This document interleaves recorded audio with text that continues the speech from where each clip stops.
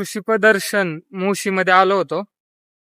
म्हणलं आज पब्लिक मध्ये ब्लॉग शूट करू, थोडीशी माहिती देऊ, स्वतःचा कॉन्फिडन्स बिल्ड करूयात.